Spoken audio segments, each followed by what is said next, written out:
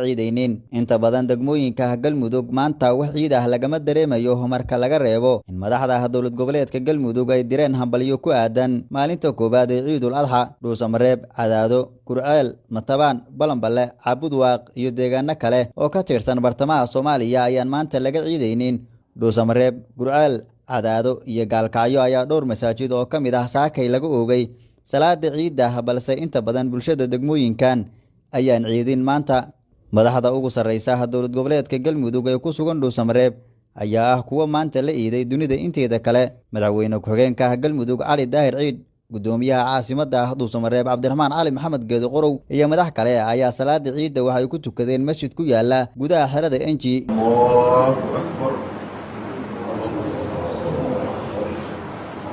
الله أكبر أكبر كبيرا والحمد لله كثيرا.